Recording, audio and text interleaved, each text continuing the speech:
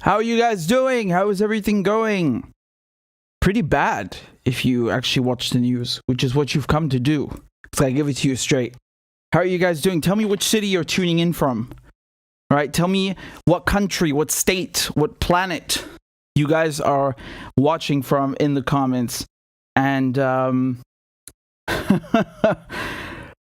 we have a lot of stuff to cover. I'm not even kidding, man. We have so many interesting things. Again, I actually have trouble splitting them. Can you imagine? Because you can't make one giant thing. You gotta go subject by subject. Everything is so interconnected. You know, the energy stuff. We'll get to it. Here, look at the comments. We got people tuning in from Toronto, from Los Angeles, from Vancouver, Tennessee, Iran, Portugal, Michigan, Macedonia, Germany, Brazil, Orlando, Colorado, Moscow, Tehran.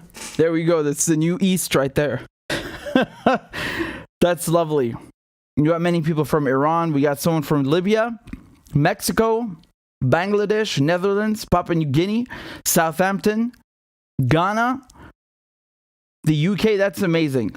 That's amazing. That's amazing. Look, Jakarta, El Salvador. The list goes on. And I'm very happy to see that. I'm very happy to see that because, you know, this is the spot. This is your fix for everything to do with international news. Now let me get into the first topic. Let me get into the first topic. Let's jump right in, shall we? Apparently, we have a new prime minister in the UK. Liz Truss. If you haven't heard of her, don't worry, because neither have I. I know she used to be the foreign minister, but, you know, she's unelected. Like, keep in mind, no one elected this woman, right? She's just another Tory. She's just another Conservative Party member that's given the premiership, right? Which is scandalous. Like, I think the UK has had 4 prime ministers in the last 6 years. And she, you know, Liz Truss, again, unelected, just like Boris Johnson was unelected. you have about 0.1% of the British public that actually elected this woman. And when I say that, I'm talking about a very finite amount. These are Conservative Party members, and they basically have a battle inside the party who's going to be the leader. But it's not a general election, right? Excuse me, I said Boris Johnson. I remember he was running against. I even covered it. December general election, December 12th, and they tried to have it at a time when. This is during the term holidays, right? So that's not true about Boris Johnson. But I just want to say that the fact you have so many people that jump from health secretary to foreign minister, and they used to be the mayor of London and now they're the prime minister. It's astounding. It's like they're giving their friends jobs. You know what I mean? Here she is. She's with the Queen. There's a ceremony in the UK, right? You don't just become the prime minister. Basically, you have to formally go to the Queen, and then the Queen is basically asking the winner of this leadership contest to form a new administration. Right? There's a quote right there. Okay, and the UK is it's still a kingdom, but it's constitutional monarchy. So the Queen doesn't have too much power. So they say. I don't know why she's still there, though. But now we have Liz Truss. Can I show you who Liz Truss is? Do you want to know a bit more about her? Before I do, here's Boris Johnson's goodbye. Okay, this is what he said. I found it quite funny. On the subject of bouncing around in future careers, let me say that I am now like one of those booster rockets that has fulfilled its function, and I will now be gently re-entering the atmosphere and splashing down invisibly in some remote and obscure corner of the Pacific. And like Cincinnatus, I am returning to my plough. And I will be offering this government nothing but the most fervent support. He was responding to a question where they asked him what he has, what kind of job he has planned for the future. I can already tell you, he's going to be a lobbyist. Okay, that's what you do when you leave politics. And let me show you who Liz Truss is right now that she's the prime minister. She was asked a few weeks ago whether she considers Emmanuel Macron, who's the French president, a friend, and this is what she said. President Macron, friend or foe? The jury's out. But if I become prime minister, I'll judge him on deeds, not words. You might be thinking that that's not a big deal. It is a big deal. They had this whole spat. Then you have Macron responding, and then Boris Johnson had to go and cover for her because she's an idiot. Here's another clip of Liz Truss. Before we get into a debate about economic theory, this is one of the things that you've promised clearly. You want to do it. Absolutely. You believe it's the right thing. I do believe it's right. But is it fair that on this decision, yes, it is fair. It is fair to give the wealthiest people more money back? It is fair. Right. So her idea of tax cuts is to make the richest people in the UK richer. Now, this is my favorite. I saved the best clip for last because basically she was asked, what would you do if you have to nuke the whole planet, right? The button is in front of you, so to speak. And here's what she said. You'll be ushered into a room very privately at number 10. Will be laid out in front of you what are called the letters of last resort. Your orders to our Trident boat captain on whether you, Prime Minister... Trident is the class of nuclear submarines that the UK has. Liz Truss is giving the order to unleash our nuclear weapons. It would mean global annihilation. I won't ask you, would you press the button? You will say yes. But faced with that task, I would feel physically sick. How does that thought make you feel? I think it's an important duty of the Prime Minister. I'm ready to do that.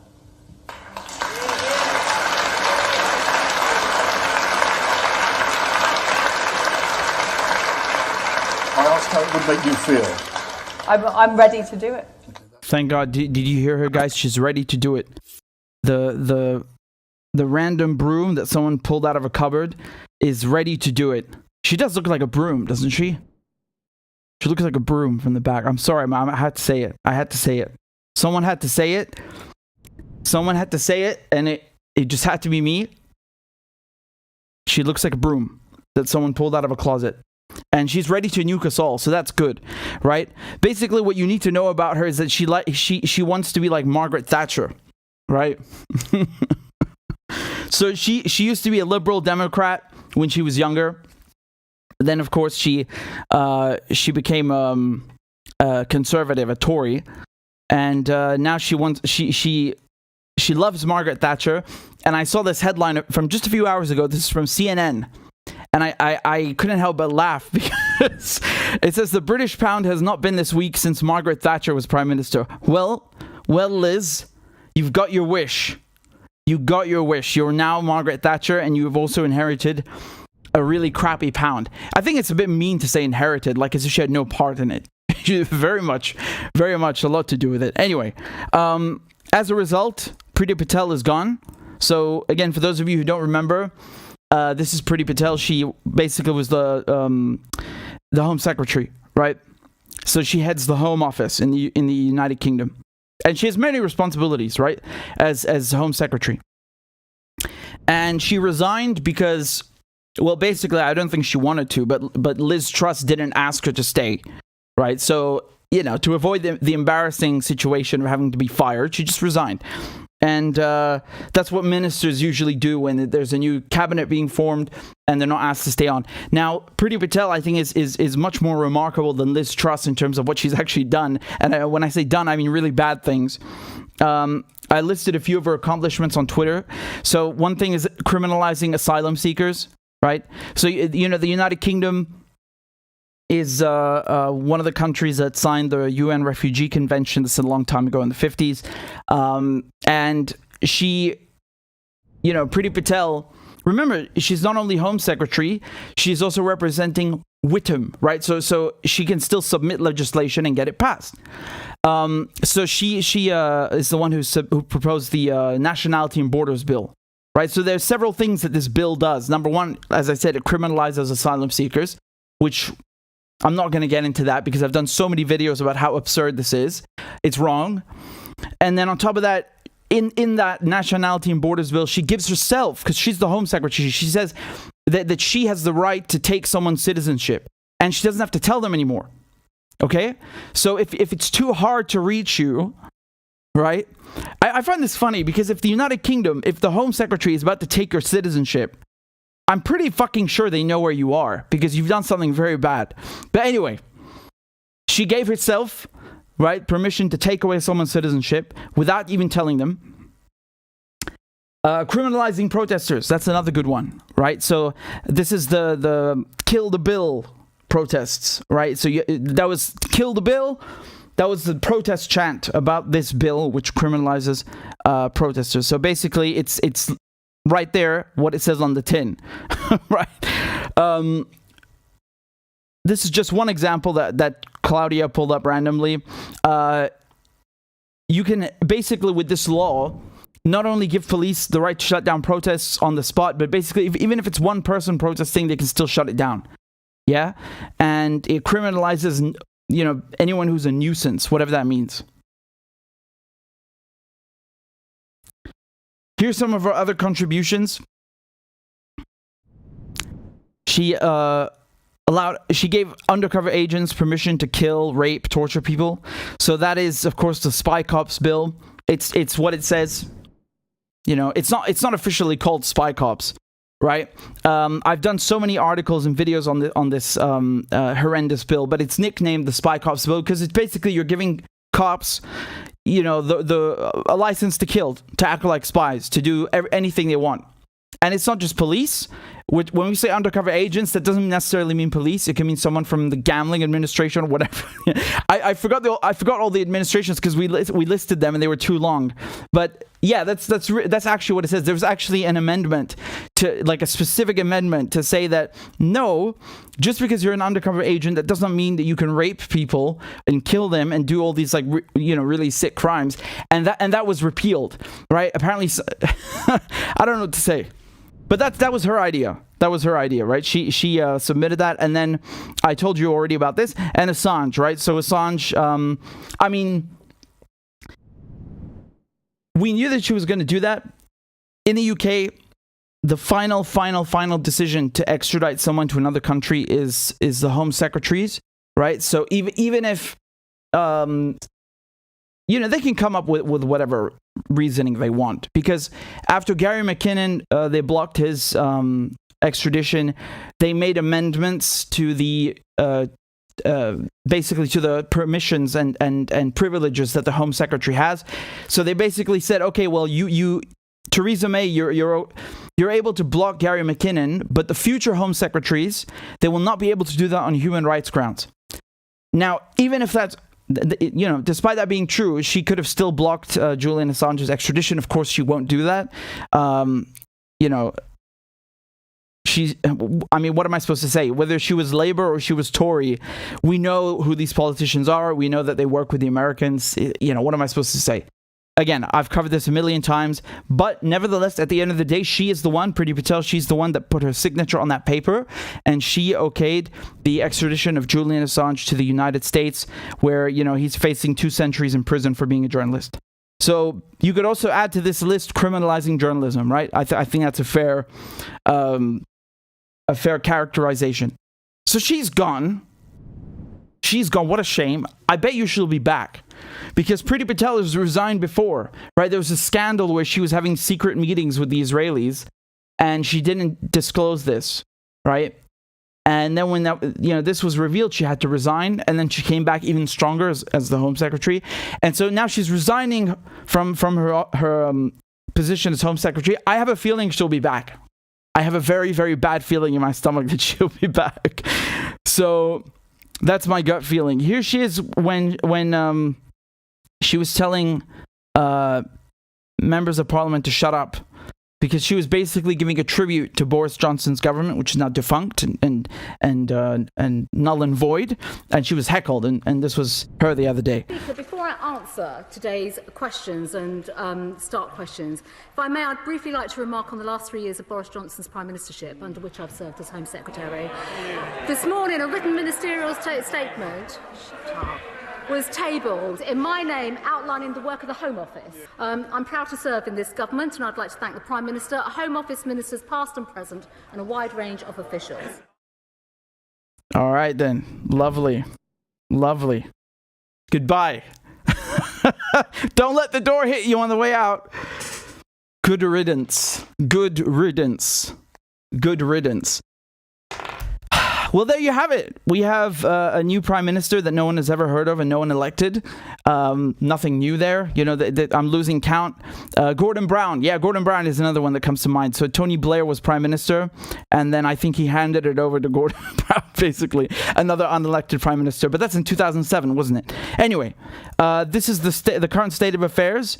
And, I hinted that the pound is doing very badly, which I'll get to more in detail in a second. But that's what she has to deal with right now, okay?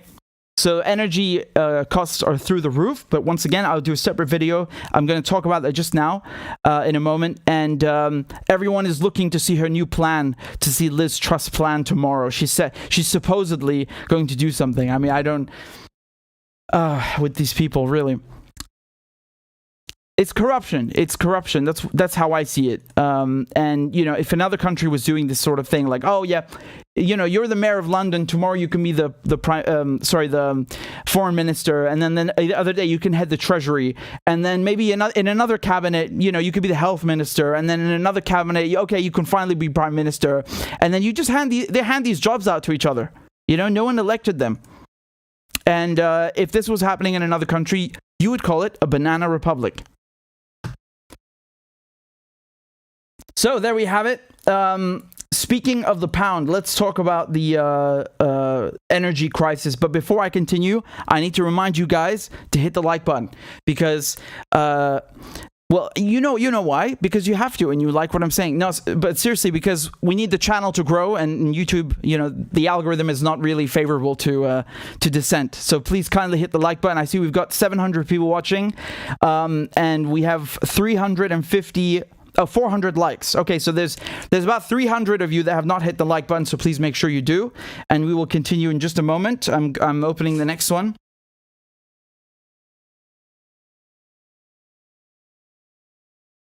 All right.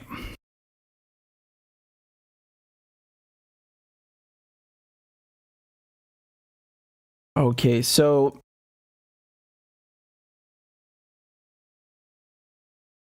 let's see what's going on in the UK, right?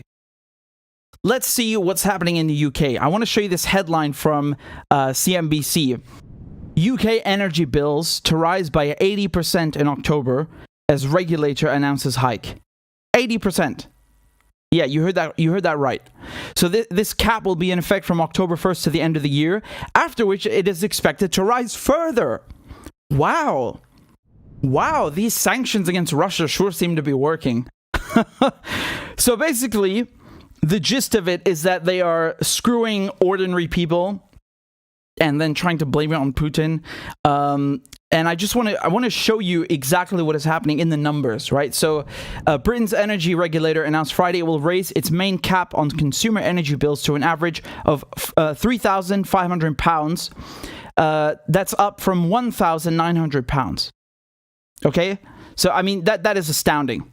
That is astounding. In dollars, now it's going to be just over $4,000, right? So from $1,900 to $3,500 a year. The price cap limits the standard charge that energy suppliers can bill domestic customers for their combined electricity and gas bill in England, Scotland, and Wales, but is recalculated by Ofgem throughout the year to reflect wholesale market prices and other industry costs. It covers around 24 million households. The 4.5 million households on prepayment plans face an increase from £2,000 to £3,600. I mean, even that, where it's from $2,000 to $3,600, that is astounding. I really think it's important to remember that not everybody has £1,500 just lying around. That is really like, oh, you know, people are already struggling to pay the regular bill, never mind the heightened one. Here's a headline from the BBC. Look what they say. Pubs closure warning. Oh no. My energy bill went from $13,000 to $35,000. I said oh no sarcastically because, you know, the pub is so important in England that the fact that pubs would close is a disaster. There's no more warm beer. No, but seriously, this is really bad because, you know, a lot of people that own pubs, they live just above the pub, by the way. So, you know, this is not just something about their business. It's also it also has to do with how they earn a living and their regular living costs. And they're saying here pubs across the UK will be forced to close because energy costs are soaring by as much as 300%. Okay? Leaders of 6 of the country's largest breweries have called for immediate government intervention on sky-high energy bills this winter. The landlord of one pub in Essex told the BBC that his energy costs had risen from about £13,000 a year to £35,000. Let that sink in. Let that sink in. So you have these 6 pub and brewing groups listed here, right? You'll some of you will perhaps recognize Admiral Taverns, Green King. They're calling for urgent support and urgent intervention by the government. I mean, everybody is, really. It's not just a pub thing, right? And so this guy here, okay, he's saying that he needs to clear an extra £1,800 every week. Do you understand? He needs to make £1,800 extra per week just to cover these costs. I don't know many people who can do that, you know, at the flick of a switch. That's not something easy. Here's something that's so dystopian. This is a popular show in the UK. It's called This Morning. And I swear to God, this is not a parody, what I'm about to show you. Here's their competition prize. Are you ready? It is going to be... It's your energy bill! It's your energy bill! It's your energy bill! Oh my God, thank you. We're paying your energy bill for 4 months. How are your energy bills? Are you a bit worried about it all? Oh, major. Yeah. Are you? I've got one of these prepayment meters and it's absolutely murder. Yeah, so that's a competition prize now in the UK. They will pay your energy bill just for 4 months though. right? Don't get too greedy, you peasant. I mean, this is dystopian. This is like an episode of Black Mirror, you know? I'm actually curious. Those of you, not just in the UK, because everybody's getting screwed. Just tell me right now in the comments, whether you're watching live or you're watching afterwards, how much are you going to get screwed in your energy bills? What's the percentage increase? Or just give us the figures. How much more do you have to fork out to pay the energy bills? Here's an article from The Sun. Now, obviously, The Sun is, what is called gutter journalism. But they made a graphic that is really, you can't argue with it. And I wanted to show it to you because it's so in your face, right? And look what it says. They're basically showing how everything in the UK has become more expensive. And everything in Russia is less expensive. It's cheaper. So in Russia, the price of food has gone down by 11%. In the UK, it's gone up 11%. Energy bills are up in both countries, but look at the difference. They're up only by 10% in Russia. And in the UK, they're up 80%. Wow. They're getting a really good deal on cabbage in Russia, which is down by 33%. I mean, it really, just look at this. Just seriously look at this and think for a second. Do these sanctions seem to be working? And when I say working, I'm not saying it would be a good thing if people in Russia could not afford groceries. Well, that's what they want you to support. That's exactly what they want you to support, right? You would have people cheering if the opposite were true.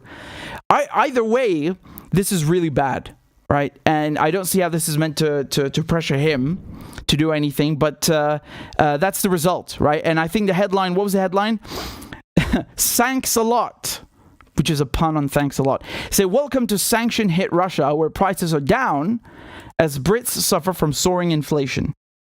Once again, it's not. I'll agree with you, right? I'll give you that. It's inflation has been playing a part since before the war, absolutely, right? But it's not only that. This is blowback from the sanctions. This is blowback from the sanctions, right? This is blowback from the sanctions. And I think it's so disgusting how, it's like, okay, well, let's put sanctions on Russia. If it screws the people there, good. And if it blows up in our faces, well, we don't have to pay extra because the taxpayer will pay our bills, right? All these MPs, all these ministers, all the people that are actually making the decisions, they don't pay for anything, right? They actually, man, I swear to God, these people actually claim expenses all the time, right? They say, oh, I needed this because it's something to do with my job, and so the taxpayer has to foot the bill. And they're doing that with their energy costs. So that you have MPs in the UK that are getting the taxpayer to pay their energy bill while causing the taxpayer's energy bill to go up. I mean, this is disgusting. This is really disgusting. Here's a headline from The Guardian. They're saying that Liz Truss, who's now the new prime minister, she's expected to freeze energy bills in a tax-funded scheme. So again, tomorrow, on Thursday, the 8th of September, she's expected to unveil some sort of plan. They're saying in The Guardian, this is not for sure, but they're saying she might freeze energy bills at about $2,500 a year. And there's also a £400 handout. I mean, again, this is like throwing crumbs to peasants. I mean, this is exactly what it is. And even £1,900. Again, people are not, they're not getting a good deal. Okay, so the price cap would be $1,900, right? But later, guess who's paying for to make the bill up? It's again the taxpayer. So it's not really changing anything. Just look at the first sentence. They say Liz Truss is expected to announce plans to freeze energy bills at about £2,500 a year, but it's unlikely to claw back the cost through customers' future bills, leaving the taxpayer to pick it up instead. Right? So this scheme is expected to cost £90 billion and is expected to be paid for through extra borrowing. Wow. Another problem besides inflation, is that the UK, I think, has the lowest energy reserve, so gas reserves in Europe. Okay, there's been the EU implemented this quota that every country has to get their gas reserves up to 80%. Obviously, the UK is not part of that, but it's still in Europe, right? It's not in the EU, but it's still in Europe. So for comparison's sake, that is really humiliating. And of course, you know, you have one unelected government after one unelected government, one after the other, and you've had 10 years now of Tories, right? And before that, I mean, Labour's were not much better. It's Tony Blair is not much better either. I really think that these people are living in a bubble, right? Because they support, in both parties, they support these sanctions, they support this war, and when it blows up in their faces, it doesn't affect them. But I tell you one thing, man, a lot of these governments right now, not just in the UK, but a lot of these governments, they will not be here in a year. Okay, in a year's time, I do not think that you are going to see many of these European governments still in place, because people are not going to, they're not going to stand for this crap. Okay, and they're not going to stick with it. Let me show you what else is happening in terms of energy costs in the rest of Europe. Okay, because we did the UK now. Let's move to the rest of Europe.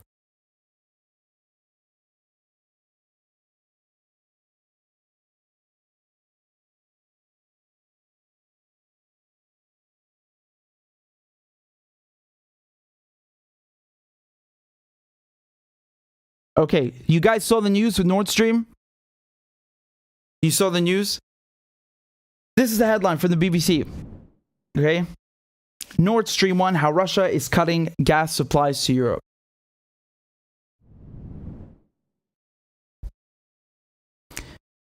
You guys know that Nord Stream 2, the pipeline between Russia and Germany, was cancelled. Nord Stream 1 is still pumping gas. Well, not anymore. Again, here's the headline from the BBC. They're saying Russia is cutting gas supplies to Europe. The excuse that the Russians have given is that there's a leak and that they have to go in and repair one of the turbines. Let's just call this out for what it is. It's not true. It's a lie. There is no leak. There is no maintenance needed right now. They're doing this on purpose, right?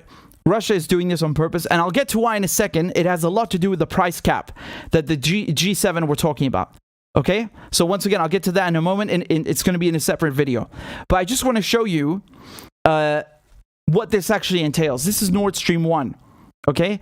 So it stretches 1,200 kilometers, and like I said, just like Nord Stream 2, it goes from Russia to Germany all the way here. Okay? And it pumps around 170 million cubic meters of gas per day from Russia to Germany. So there it is. And you might be thinking, well, they're parallel. Yes, they are. Nord Stream 2 was supposed to run, parallel to Nord Stream. Both of them were supposed to run parallel. The second one, they canceled it because of the war. It did not get certification. So last week, the Russians closed Nord Stream 1 for 3 days. They said that, again, maintenance was the excuse. And then They now said they've now said that it's closed indefinitely, and they're trying to tighten the squeeze on the West.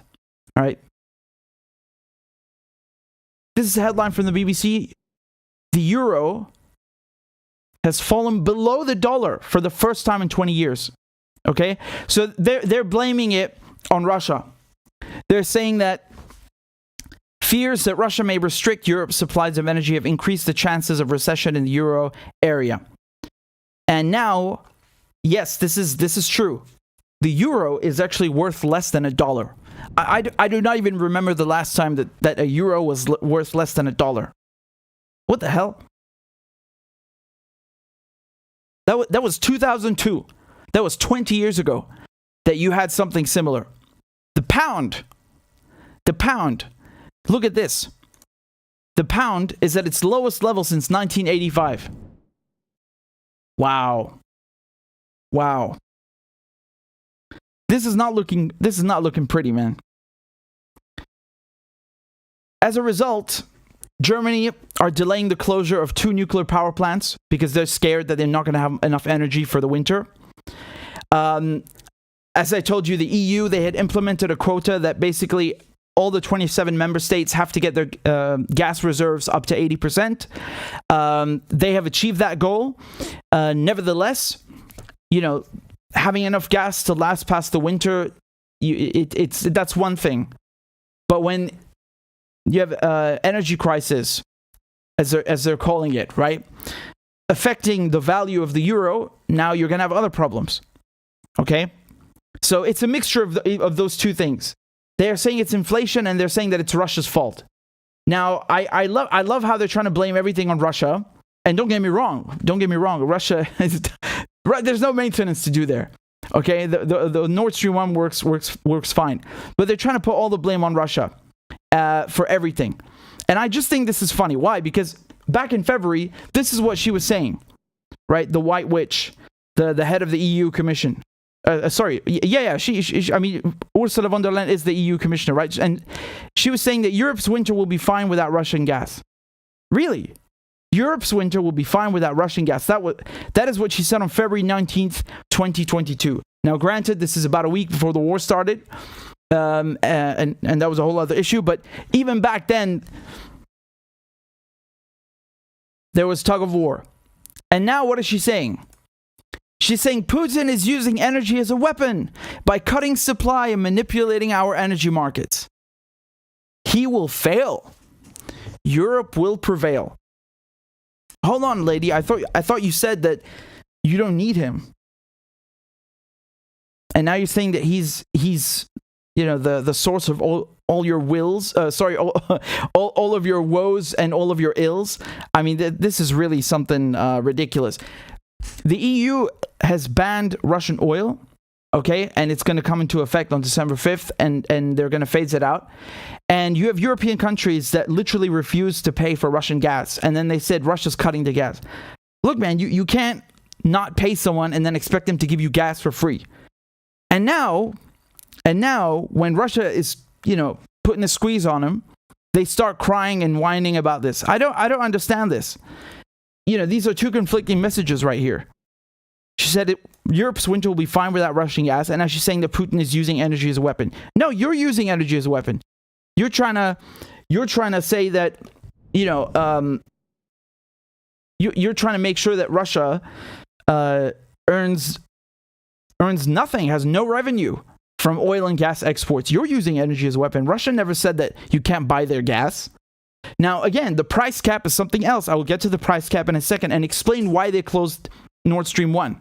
But up until this point, up until now, up until September, that wasn't the case.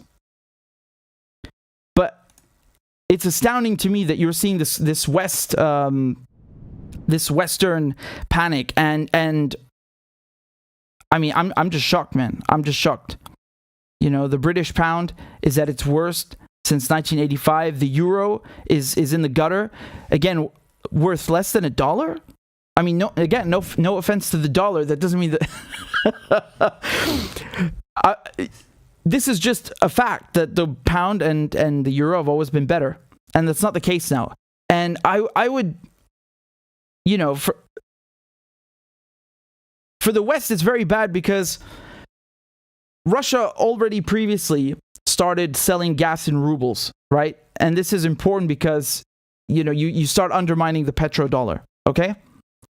And the petrodollar has been the default, has been the global reserve currency for decades now, after the era of the gold standard, okay? So up until Nixon. And then after that, having energy sales, specifically petroleum sales, being conducted, denominated in US dollar is what gives the US dollar, is what gives the United States of America its might, its economic might. And now what you're seeing simultaneously is petroleum and oil sales being denominated in currencies other than the US dollar, whether it be renminbi, the Chinese yuan, or the Russian ruble or Indian rupees, right? That is not good for the petrodollar.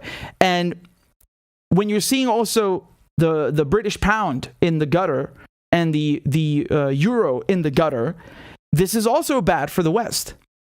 And this once again goes back to my main point, the message that I've been trying to explain to you all along, since this war started, that Ukraine is not just about a war in Ukraine. Ukraine is the trigger for, Ukraine has accelerated the demise of the West.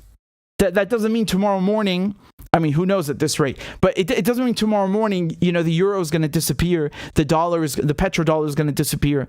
It certainly accelerated it though, right? You can't deny that. The numbers speak for themselves. I'm not speculating, I'm showing it to you, man. You understand? So this is very important. This is very important to understand that this is the West trying to punish Russia, and Russia not only coming out okay, but the whole sanctions package blowing up in their faces. That's what this is about. And, you like Russia, you don't like Russia, it's irrelevant. I'm just observing and communicating to you what is happening, what is taking place, right? And I find this really incredible with Germany, right? They're delaying the closure of nuclear power plants. After Fukushima, the Germans, they swore off of this stuff, right? They said, no, we can't have no nuclear energy, none of it. Right? Many countries have actually, not just to do with Fukushima, after Chernobyl also, they swore off of nuclear power plants and nuclear energy. And now seeing them kind of do this U-turn, that really speaks to the gravity of the situation, right? That really shows you how seriously they take this. And it is serious. It's very serious. And once again, you can go and look at inflation all over the EU, which it's gotten worse this month, right? Every month it gets worse and worse. Yes, part of it is inflation, and that started actually before the war. You can go back and look at, 1 year ago, they had these issues in the US and in the EU because of Corona, because of the pandemic. But now with these, sanctions that they've tried to put on Russia, that's once again exacerbated the issue. Okay, so you can't just say, oh, it's inflation. No. You have inflation, but it's not just because of, it fell out of the sky. It's because you have incompetent and dangerous and reckless politicians that live in a bubble, and they don't have to pay for anything, right? Like, their stuff is secure, their future is secure. They don't have to worry about anything. Look at this. This is £1. Look at the exchange rate. The pound, one British pound, is worth $1.15. I mean, I really don't know what to say. It speaks for itself. It speaks for itself. This is the worst since 1985. It speaks for itself. I have nothing further to say, except that these, the West, they really screwed up.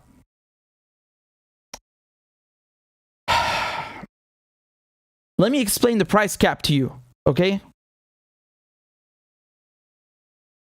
Give me a second. I see you've got over 1,000 people watching. Please make sure you've hit the like button. It helps the channel to grow. And I'm seeing your comments. You guys are just laughing at the value of the pound. I mean, Yeltnerb says the pound used to be worth $2. Absolutely. I mean, not always, but the pound was even stronger than the euro. That's normal. The euro was stronger than the dollar. I'm just shocked. I don't know what to say. I mean, I just said everything, but wow. A euro is worth 98 cents. That's trash. That is absolute trash. That is trash. So let's talk about the price cap. Okay, here we go.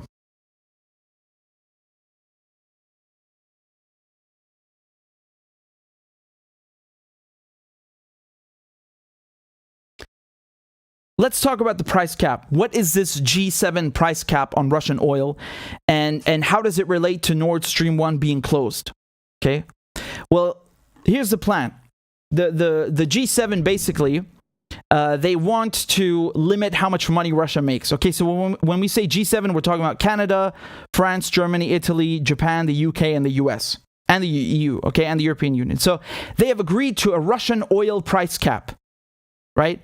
So why are they doing this? They're doing this because in the last couple of months, you've seen them sanction Russia, and what has that done? It's driven the value of the ruble up, the euro and the dollar are down, and the pound is down, and Russia has made even more money than it was making before, because the Europeans are still buying the oil. The rest of the world is still buying the oil, and the price of oil and the price of gas have gone up. So even if Russia's selling less oil and less gas, the fact that the price has gone up means that Russia's making more. There's more revenue. Okay, so they've come up with a new plan. This is their new brilliant plan. Okay, so the oil cap is supposed to come into effect at the same time as the EU embargo. So that's on December 5th. Okay, that's very soon. And they will have two price caps. They will have one for crude oil, and one for refined petroleum products. Okay, so you'll have the crude cap applying from December 5th, and the refined products to follow from February 5th, 2023. So the G7 say that the aim is to prevent insurers and shipping companies from moving Russian seaborne crude and petroleum products unless they've purchased it at below a threshold. So 90% of all these insurance companies, right, and shipping companies, where are they? They're in G7 countries, right? So if you want to go and move Russian oil, you need to get a ship, and you need to get that ship and the cargo insured, right? And so what do you have to do if 90% of those companies and insurance companies are in the G7? Well, you got to go to those companies, right?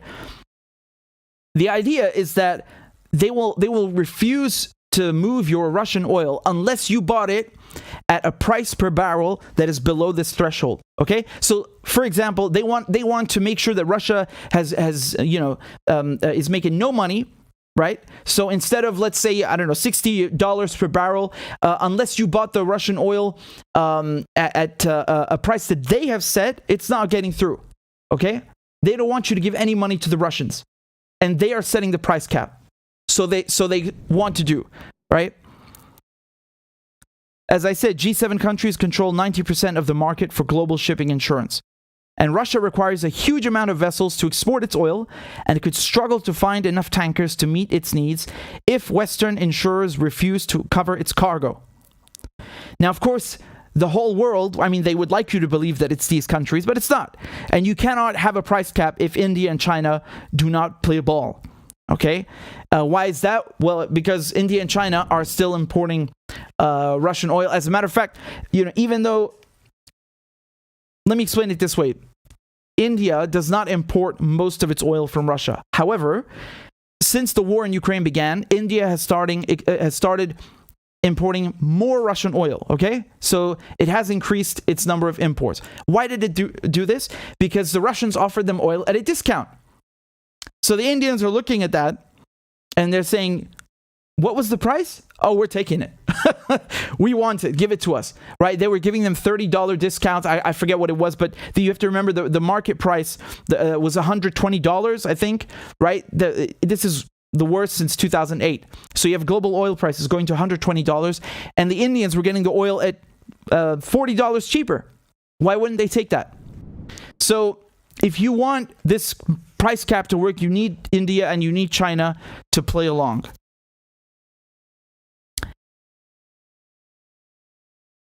So they say, how will the price cap work? Okay, how will the oil price cap work? Well, I think it's good to let Secretary of the Treasury, Janet Yellen, explain it. Okay, here's the video. Let's listen. A price cap on Russian oil is one of our most powerful tools to address the pain that Americans and families across the world are feeling at the gas pump and the grocery store right now. A limit on the price of Russian oil would deny Putin revenue his war machine needs and would build on the historic sanctions we've already implemented that make it more difficult for him to wage his war or grow his economy. It will also aid in maintaining the global supply of oil. A price cap on Russian... She thinks she's very smart. Also, by the way, I knew she was the Secretary of the Treasury, right? I didn't know she sounded like that, though. Not very pleasant to listen to, is she? Did you hear what she said at the end? She wants to limit the price of Russian oil while making sure that lower and middle income countries can still buy it. Yeah. So they don't want to ban Russian oil altogether. You understand this? You know why that would be bad, right? If they banned, I mean, they've banned it internally, but if they wanted to make sure that no one could move any Russian oil, that would be horrendous. You know why? Because the price of oil would skyrocket. It would be probably even worse than it was in February and March, right? When it was at 120. So their idea is that, okay, we will let you buy Russian oil, if it's below this price, and we want just enough Russian oil to continue flowing so that the global market stays stable. You're very wishful, aren't you? You're very wishful. Going back to the article from Deutsche Welle, they say the idea is that lower and middle income countries that have not imposed Russian oil import bans will still be able to purchase Russian oil. That's exactly what I told you, right? And that's their wish. That's their wish. Let me play you a clip from the White Witch, Ursula von der Leyen, the EU Commissioner. We will propose a mandatory target for reducing electricity use at peak hours, and we will work very closely with the member states to achieve this. We aim at lowering the costs. Hold on, this is the wrong video. Hold on, excuse me, it's the wrong video. I don't need to explain what she said. We all know that she's in support of it. Here's Macron, the French president. We've seen over the past few months that our country and our continent have been submitted to increases in the price of energy, not only after the crappy of the COVID pandemic, but also made worse by the war launched by Russia in Ukraine. And in view of what Russia accounts for in terms of energy produced, gas and oil, this is important. In 2022, 25% of all of the energy consumed by the European Union was accounted for by gas, and 50% of... Okay, spoiler alert, he's in favor as well. He's in favor as well. And the EU made a formal announcement, and they said they will support this G7 price cap and so on. And I'm really shocked. Like, I don't know what to say about this plan. It is... They're really ballsy. They're really arrogant, you know? Let me play you a clip here. This is Putin's reaction. Are you ready for Putin's reaction? This is his reaction right here. Кроме всего прочего, есть контрактные обязательства. Контракты на поставку. А что, будут приниматься какие-то решения политического характера, противоречащие контрактам? Но мы их просто выполнять не будем. И вообще не будем ничего поставлять, если это противоречит нашим интересам, в данном случае экономическим. Ни газ не будем поставлять, ни нефть, ни уголь, ни топочный мазут, ничего не будем поставлять. Мы будем полностью выполнять наши контрактные обязательства. Но если кто-то попытается нам что-то навязать, то хочу отметить, те, кто нам что-то навязывает, не в том положении находятся сегодня, чтобы диктовать нам свою волю.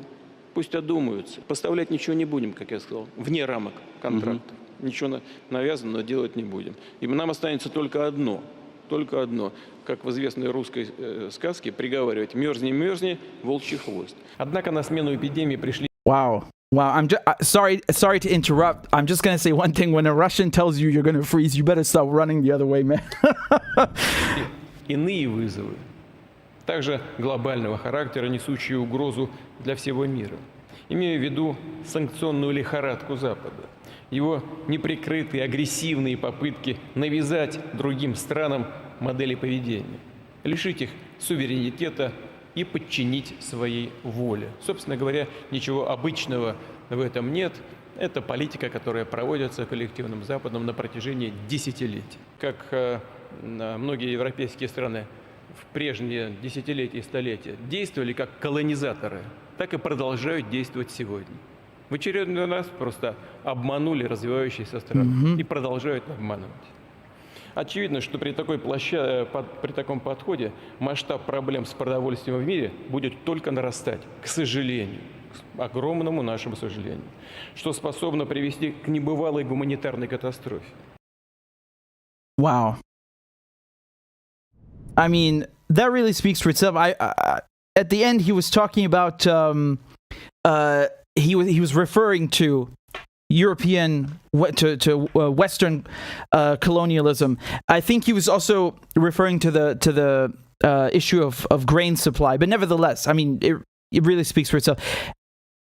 You notice how he said that if this goes against our interests, if it goes against the contracts that we signed, then we're not going to comply. And, you know, you could argue now that, well, when the Russians tried saying that you have to pay in rubles if you want gas, you know, the European position was that this goes against the contracts. The contracts are specifically denominated in euros, not rubles or rupees or whatever it is. Fine. I'll just say one thing. The Russians, at least, did not change the price. They said it's the exact same price and we'll even convert the money for you.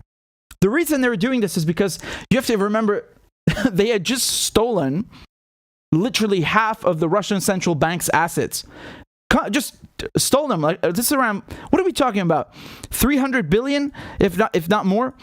And so the idea was that, okay, well, if you want to buy gas, that's not a problem. It's just you have to do it in rubles, and it has to be in Russia, in the Gazprom bank.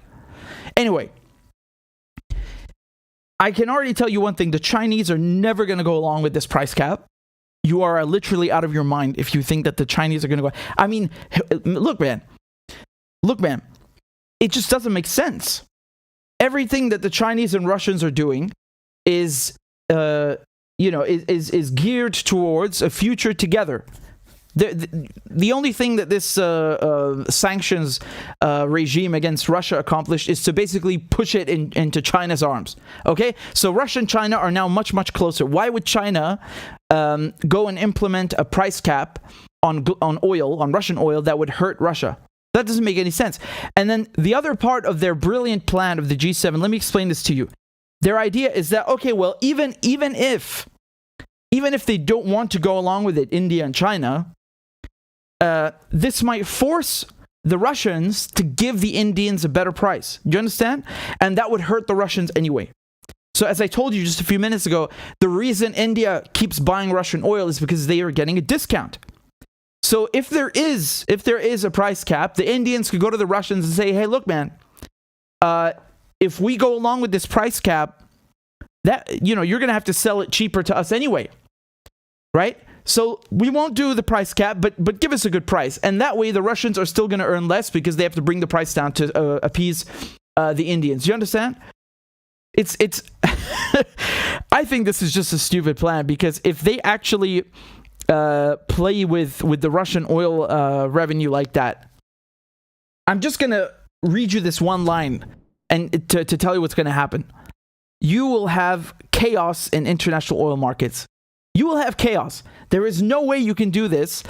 There is no way that you're putting a price cap on Russian oil without the price of oil skyrocketing.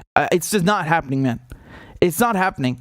And I find it so reckless and disgusting that these politicians, they're literally using the suffering of their own people to say, oh, well, we have to make them suffer even more with our stupid plan. They know that the cost of energy through the roof. When you're going to the pump to fill your car up, through the roof. The euro in the gutter, the pound in the gutter. And they still think that they can hurt Russia with their brilliant plan. I'm telling you, man, this is not going to work. Shall I give you another hint to why this won't work?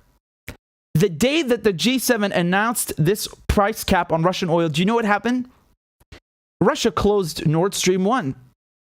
That's what happened. Did you see the result? Did you see what happened to the euro when the Russians did that?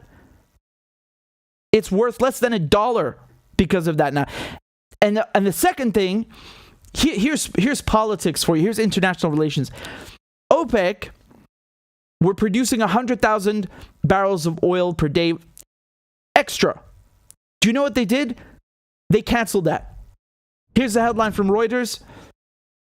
Oil prices are up nearly 3% as OPEC Plus agreed to small oil output cut. So that's OPEC, that's the oil producing countries giving the finger to the G7, saying you want to play with this Russian price cap, whatever. No, it's not happening. We are already going to show you and signal to you that we're not happy with this, and this is just a little taste of what's coming. And by the way, I was actually I was pleased to see that my reaction, my analysis of this headline, of this article, of this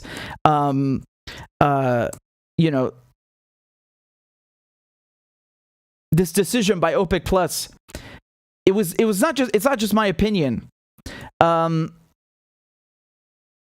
You also had CNBC saying the same thing, right? That this is basically a signal. This is a signal from the oil producing countries that if you play with that Russian price cap, we will cut our production and send the prices up. So before the G7 think about going any further, I would really reconsider. People in Europe, people in the United States, people in the West, people everywhere, people literally everywhere are suffering because of their stupid sanctions that don't work, right? And which are evil in nature anyway, even if they did work. And they want to they think that this is going to work. It's not going to work. It's not going to work. And it's not me saying that. It's Russia showing that, and it's the OPEC Plus showing that as well. Again, man, the euro, the pound, oh my God. This is a little taste. This is a little taste of what's to come. I fear, right? I fear that very much. These sanctions, they fucked with the wrong one. You understand? They thought, oh, okay, well, we can squash Venezuela, we can squash Russia, we can squash Iran. And by the way, those countries are still the same, quote-unquote, regimes that they claimed that they were going to remove with sanctions. Didn't work, did it?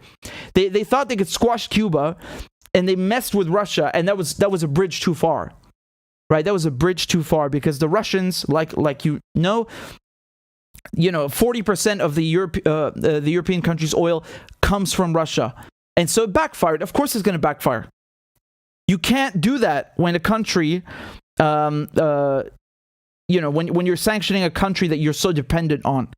And they thought, okay, it worked a few times. The United States, where they used to get a lot of their oil? From Venezuela, right? And you know what they did to Venezuela, right? They one regime after another. So Bush, and then Obama, and then Trump, and then Biden, they kept sanctioning it. And then they imported less and less oil from Venezuela, and that worked for them, right? But this situation with Europe, no, it's not happening. I really think that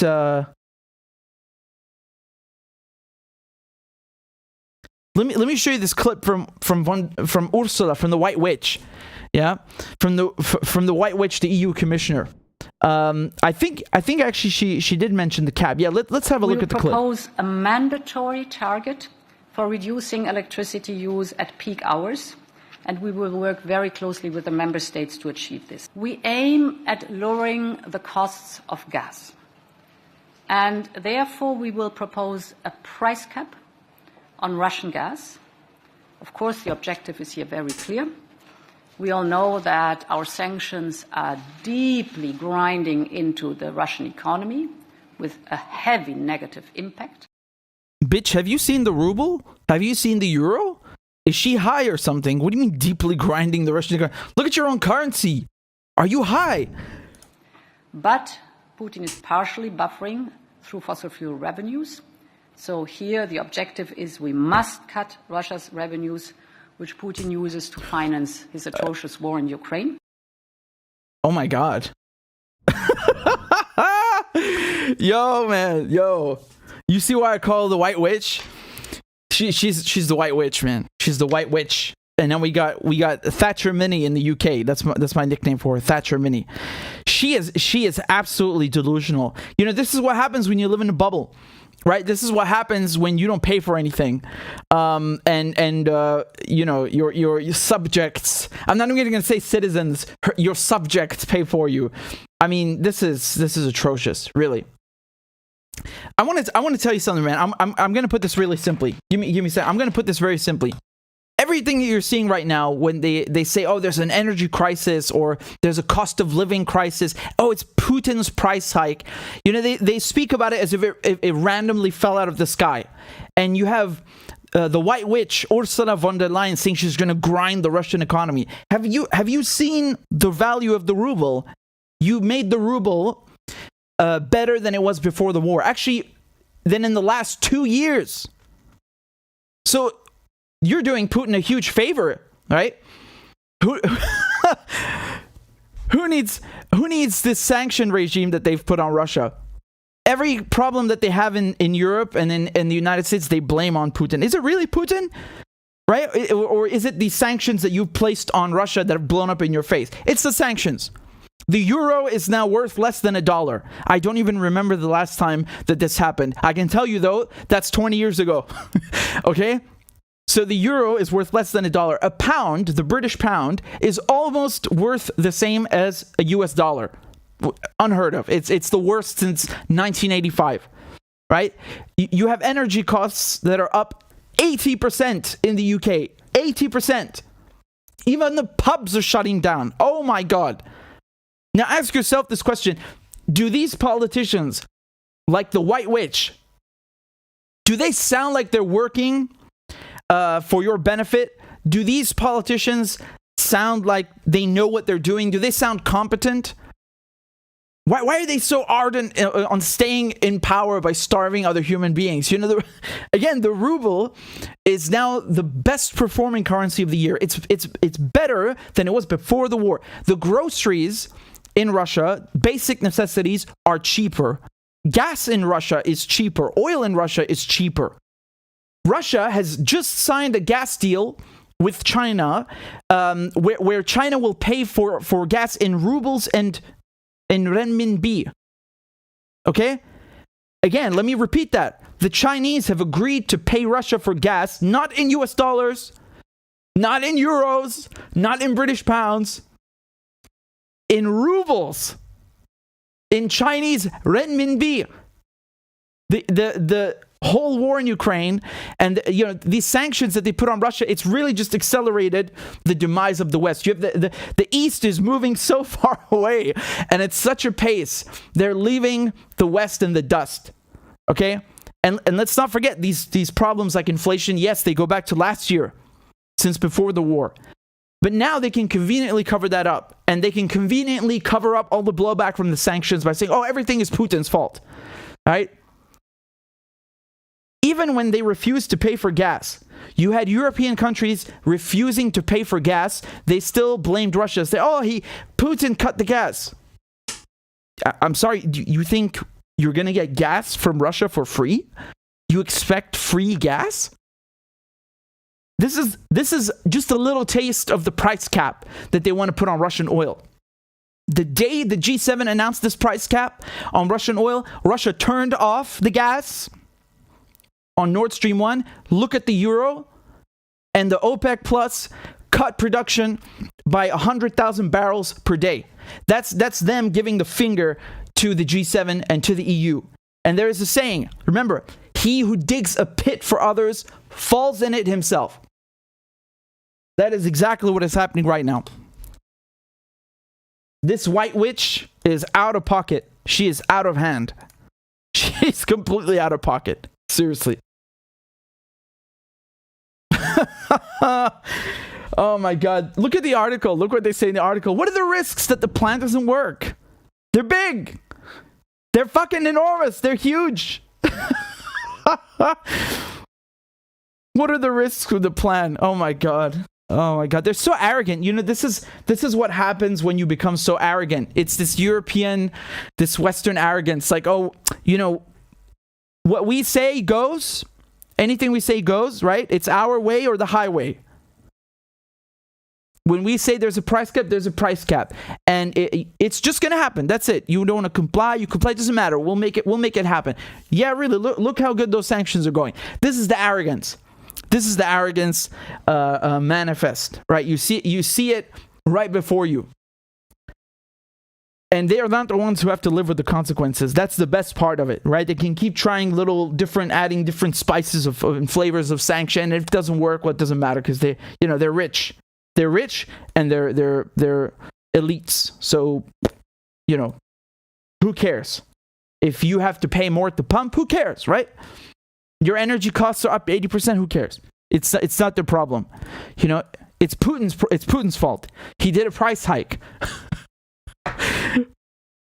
I gotta say something, man. I gotta say something. We are in September now, okay? The Russians not once turned off the gas or raised the price of gas since the start of the war, despite the sanctions. Despite the sanctions, okay? I mean, I don't really see why they would anyway. They're making bank. They're making a lot of money. But now you start playing with their money. This is the problem, and I don't say this like mockingly or in a joking manner. I'm saying it because it's you have us stressed.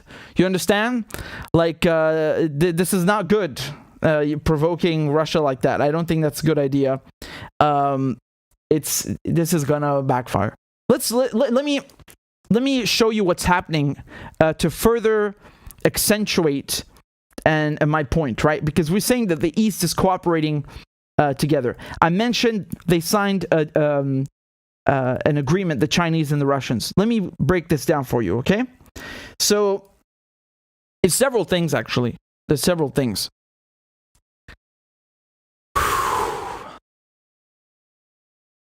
This is earth-shattering, okay? This is huge. Look at this headline from Al Jazeera. They say, China agrees to pay for Russian gas in rubles and yuan, in renminbi, that's the Chinese currency.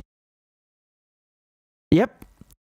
Russia energy giant Gazprom says that it has signed an agreement with China to start payments for gas supplies in rubles and yuan instead of US dollars, in a sign of warming relations between Beijing and Moscow. I wouldn't call it just a warming of ties or relations. I call this I would call this a screw you to the West. That's what I would call it.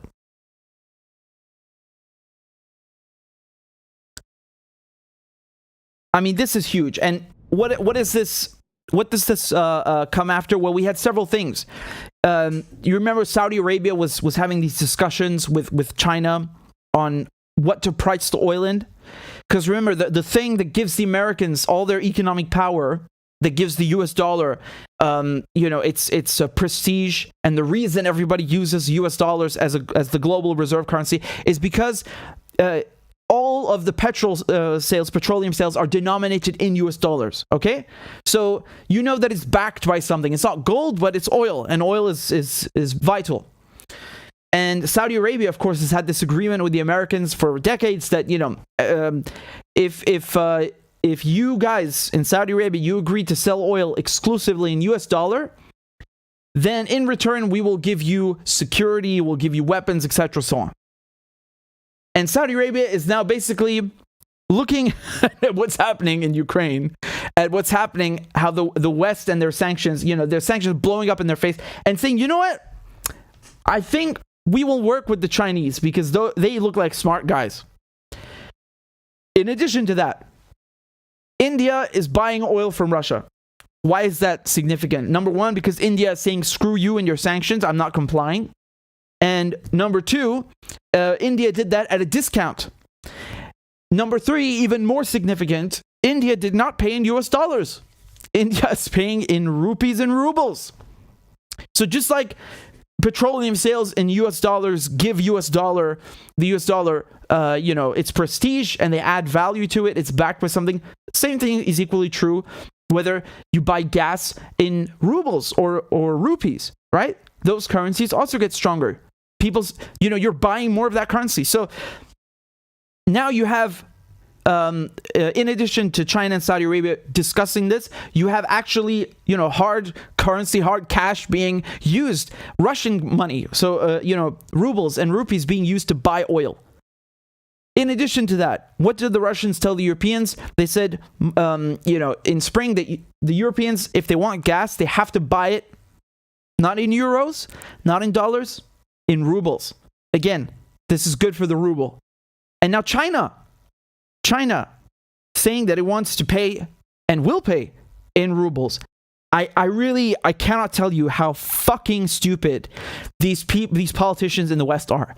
I would be screaming if I were in their place. I would jump out a window, man. I would jump out the window. How stupid can you be? How stupid can you be to do this to yourself? This is so dumb. Why would you do such a thing? You basically made sure that China and Russia are like this, right? They're in each other's arms. They're new lovers. And India does not care about your sanctions. And they're staying smart. I cannot believe this. I cannot believe this. They are so stupid. Here's another thing. Look what we have over here.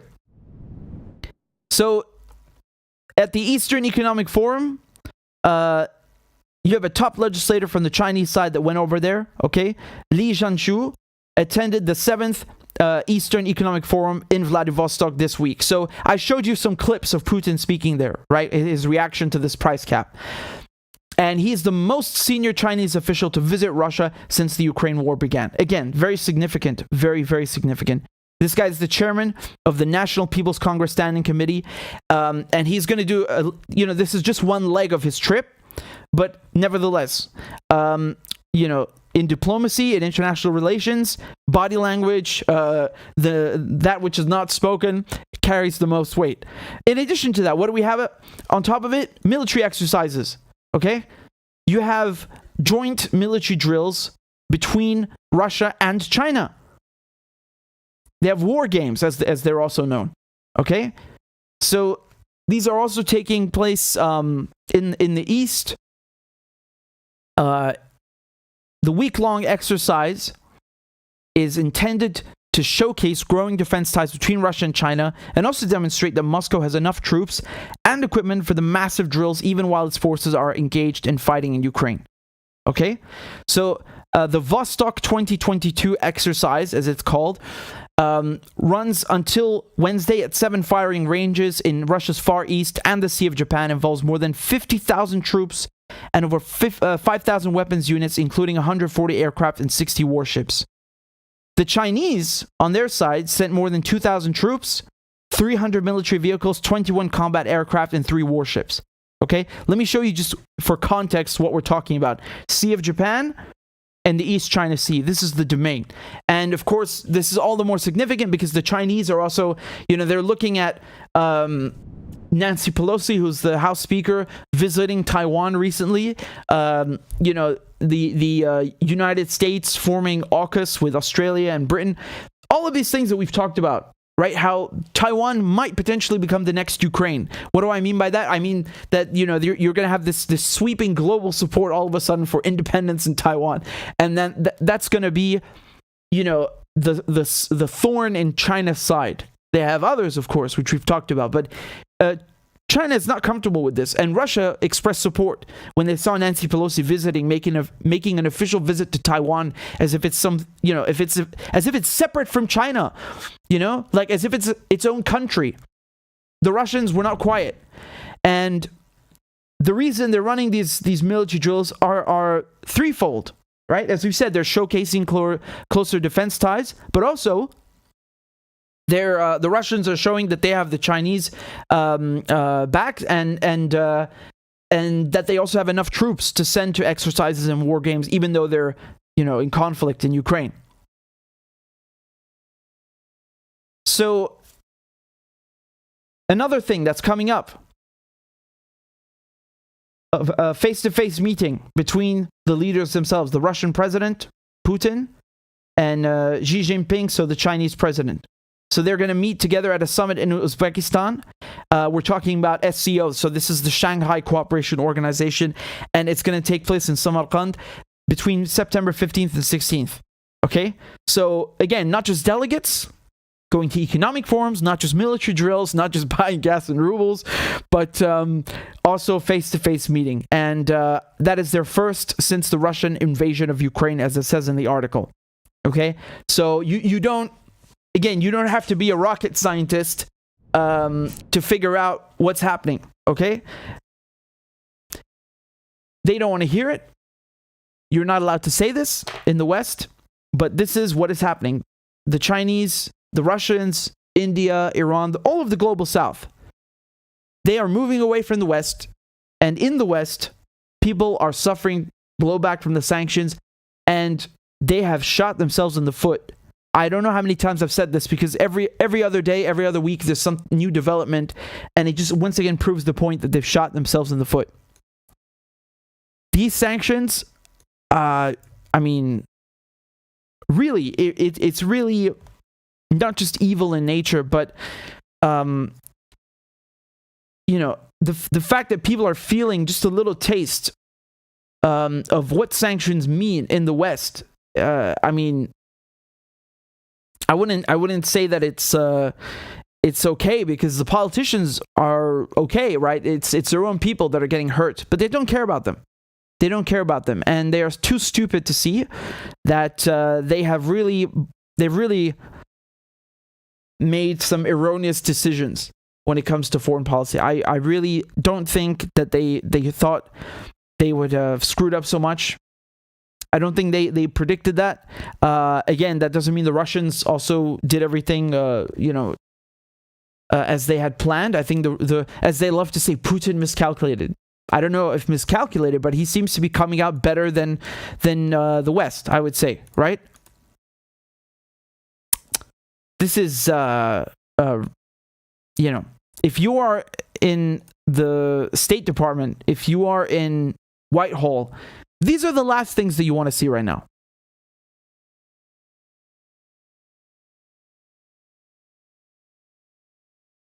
Speaking of the Ukraine war, let me show you something else.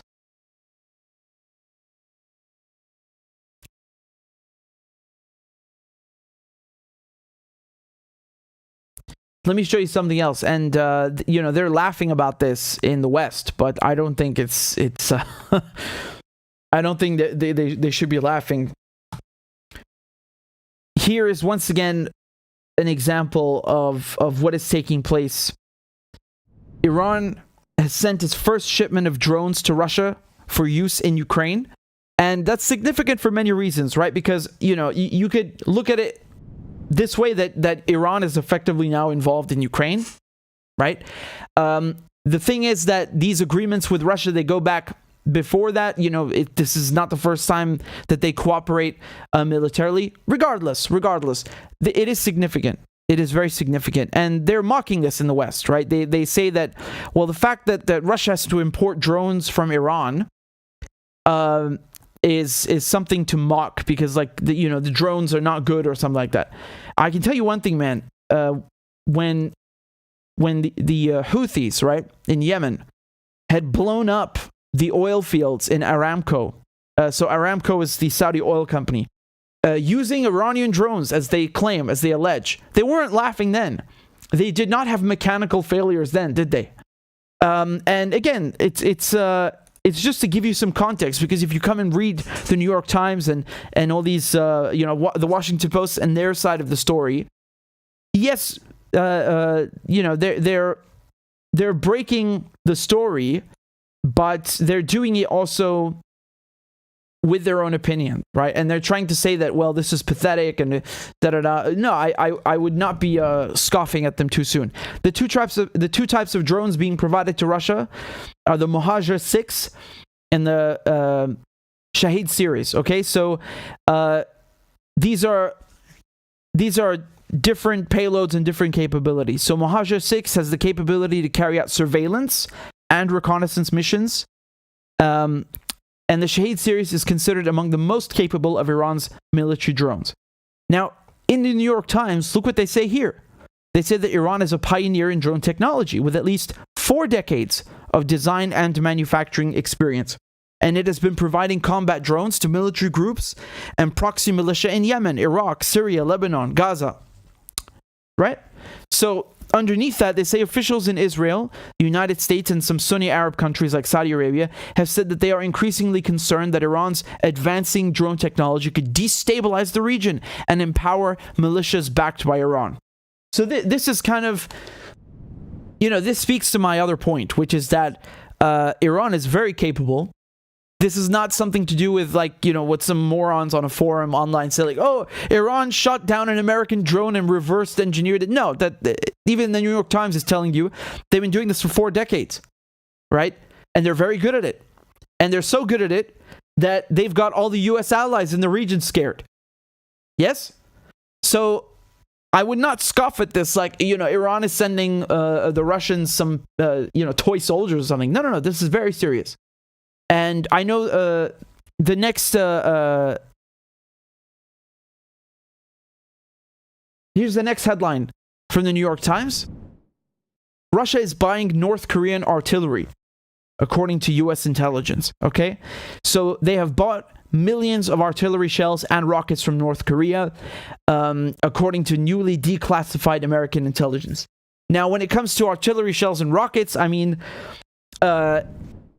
the Ukrainian Defense Ministry, they were mocking this on Twitter, saying that, you know, the Russians must be desperate that they're turning to North Korea and so on. I mean, these are artillery shells. You don't exactly need, you know, artificial intelligence to operate artillery shells. You just need cannons. That's it, right? And rockets, again, there's it's not the same as a missile. A missile, you know, can be controlled via radio, and you know the basically you can fire a missile at a specific location. A rocket, it's once again, it's I don't want to call it, I don't know if you could call it dumb ammunition, but yeah, that's basically what it is. So the fact Russia is buying it from North Korea doesn't really mean anything, because these types of munitions don't have any tech in them. They don't need any tech to be operated. So the Ukrainian Defense Ministry making fun of Russia buying this, I don't really see the relevance. And what they were saying is that basically, you know, the Russians are going to import the North Korean lifestyle or something. This is the tweet from just a few days ago. They say, Russia is buying weapons from North Korea. Soviet weapons have indeed exhausted their potential. Thus, Ukraine is switching to NATO standards. Those who are unable to transform to NATO standards switch to North Korean standards, be it weapons, politics, standard of living. Yeah, okay, well, I think there's a little bit of inaccuracy in this statement, because when they say, thus, Ukraine is switching to NATO standards. Ukraine was switching to NATO standards many years ago. It didn't happen now, right? They don't tell you this because they don't want you to know, but the Ukrainian troops have been training to NATO standards for many years now. This is not new. Nothing new, right? And the key term is interoperability. So, you know, it's like a modular thing. You can remove a Ukrainian unit, put an Italian one in its place, or vice versa. That's what it means, interoperability. Okay?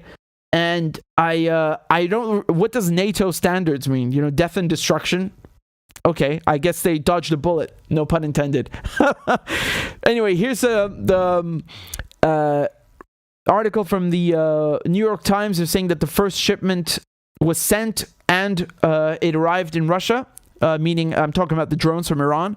And for the moment, the story about them buying artillery shells from North Korea, I mean, it's just, according to U.S. intelligence, there's nothing substantive right now except this article.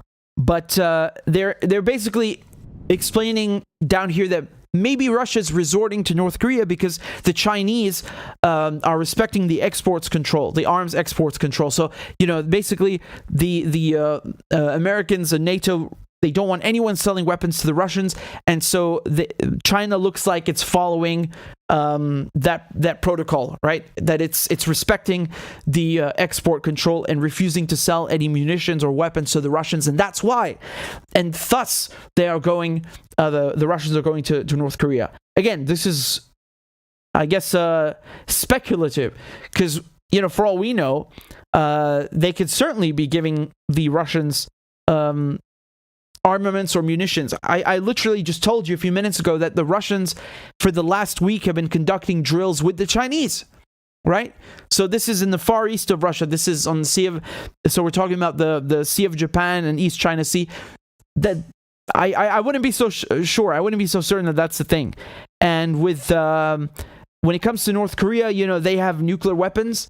And not only that, but they have their own versions of Russian or Soviet armaments. The Chinese as well, right? So they would take a Kalashnikov, for example, and then modify it to their liking and so on, and then develop their whole, their own tree that way. In any case, I just wanted to show you this because I thought that it's very significant to see the military ties that you have between Russia and China, Russia and Iran, Russia and North Korea, and so on. They're expanding, are they not? They are. And while they want to mock that in the West, I wouldn't underestimate it so much. I wouldn't be so keen to just scoff at it. Again, they did that with the sanctions, and look what happened.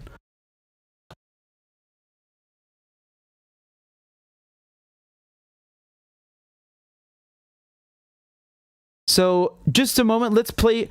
I wanna move to Israel is admitting there is a high. Let me show you what happened over here. Okay, 1 second.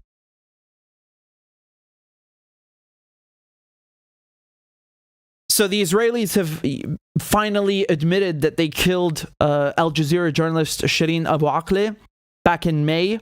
And again, we didn't need to wait several months for the Israelis to admit that.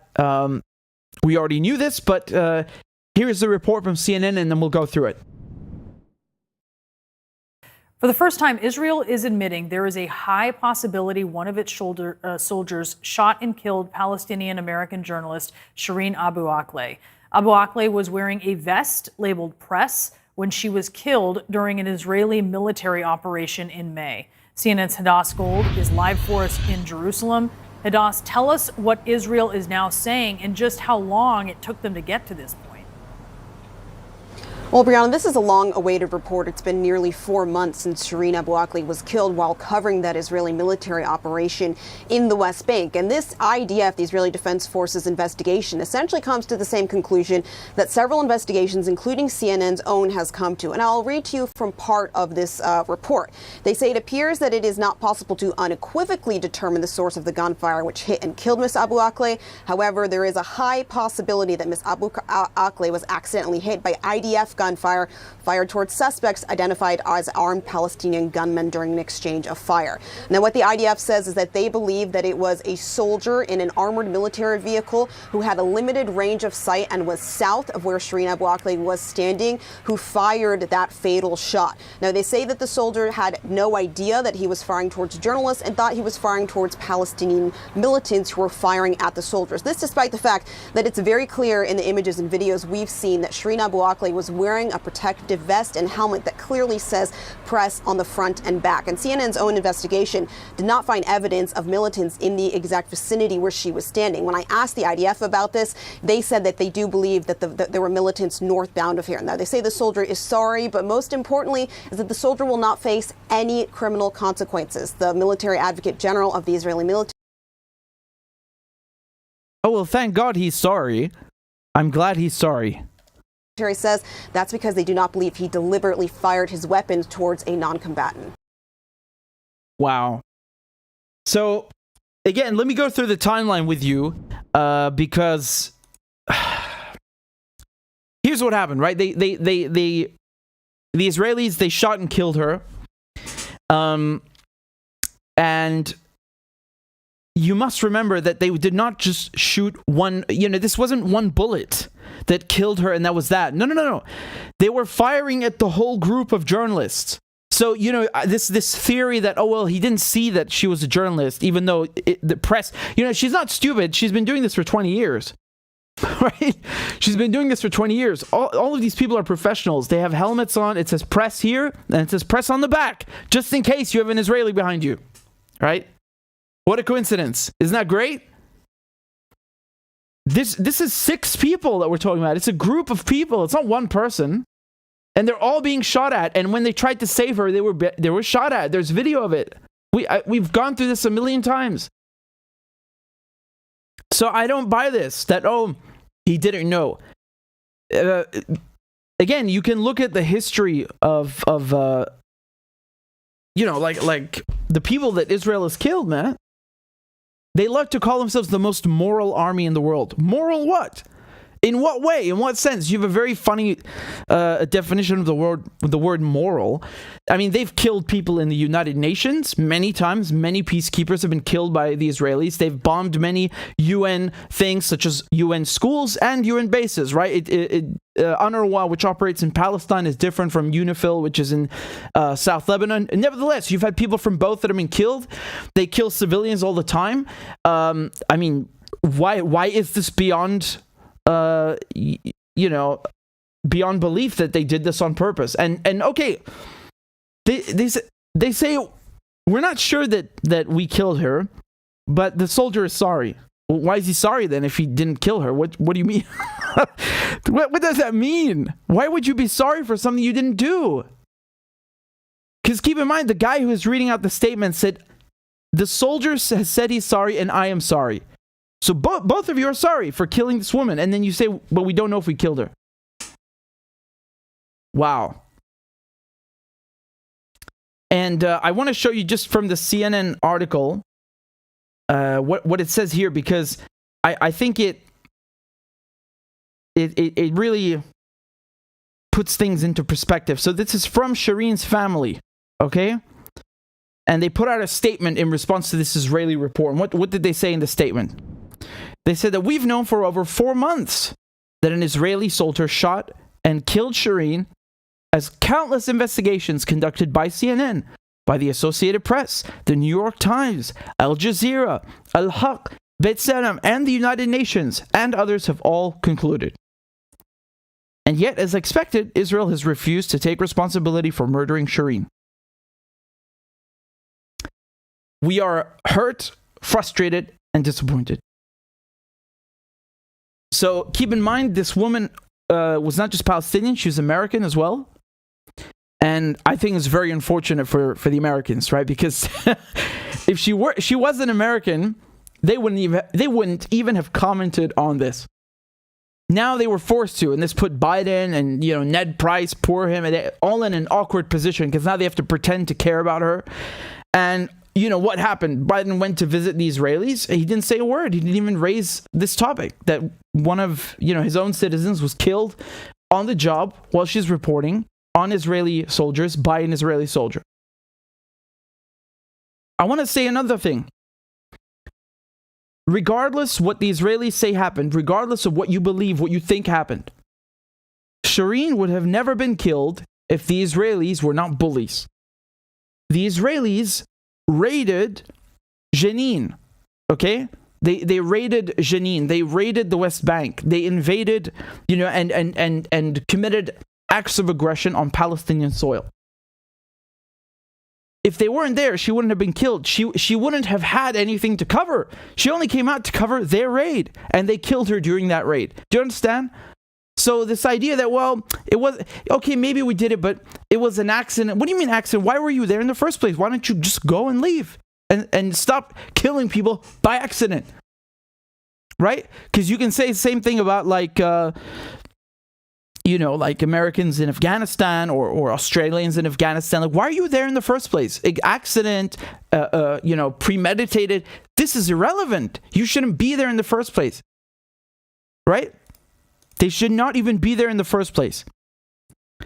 Nevertheless, I am not surprised because Israelis attack journalists all the time. They attack the UN all the time. They attack people who are, supposed to be left alone, supposed to be medics as well, right? You are forbidden from attacking these groups. These are protected. If there's a war, there's no war. You don't attack medics or journalists or peacekeepers, and they still do it all the time, right? They do it all the time. They've been doing this forever. It's nothing new. And I guess they had hoped that no one would realize or take note, but they killed very famous journalists. No one, there was no way that people were just gonna leave this alone. And I think the way they reacted is also disgusting. What happened first? Because when she was killed, they said, "Oh, we didn't do it, but Palestinians killed her." They tried to pin it on the Palestinians, and then you saw these groups, these organizations and outlets I just listed: the New York Times, the Washington Post, CNN. They all did their own investigation, and not one of them could substantiate what the Israelis were saying. Not one of these investigations could came out with the conclusion that maybe it was a Palestinian government. Not one. This is. Even the Israelis, the next day, they said that actually we're not sure. We don't know who killed her. Maybe it's Palestinians, maybe it was us, we don't know.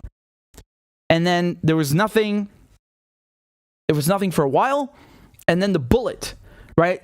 The Israelis tried blaming the Palestinians again. They said the Palestinians won't give us the bullet. We want to examine the bullet, and that way we can substantiate maybe who killed her. Because you can sometimes, not always, you can match the bullet to the barrel of a specific gun. Each one is unique. If you're able to gather this forensic evidence, if you're able. And then the Palestinians refused to hand it over. They said, no, we will give it to someone, just not you, because you killed her. We suspect you of killing her. And then the Israelis said, oh, well, the Palestinians, they refuse to cooperate. They won't give us the bullet. Then the bullet, went to the Americans, and the Americans looked at it and they said, we don't know who killed her. We can't, the bullet is too damaged to figure this out. That's their conclusion. And then the Israelis said the same thing now with their report, which they took 4 months to make. I'm confused because they had a drone up there filming the whole time. They have their own soldiers that they can speak to, and it took them 4 months? How come it took you 4 months? It took the New York Times less than that. It took B'Tselem 1 day to figure out you're lying. So, in the end, the Israelis are sorry, but they're not sure they did it. And, speaking of Israeli crimes, right, because they claim they're the most moral army in the world. Just last night, what did the Israelis do? They bombed Syria. Complete the sentence for me. Who did they bomb? Right? They bombed the international airport in Aleppo and the one in Damascus. Again, this is from Al Jazeera. So, excuse me, I got the wrong one. 31st of August. I love this. You know why? It's exactly what I told you. The Israelis will they'll go into the Aqsa Mosque or they'll bomb Syria, and then you'll find the exact same crime that they did last week. Don't worry, they did this last night as well. They went to Aleppo, and here's the headline from last night. Okay, so not from 31st of August. I'm glad the one from 31st of August came up, just so I can prove my point that they do this literally every week. So that's 31st of August. This is from last night. This is from 6th of September, also from Al Jazeera.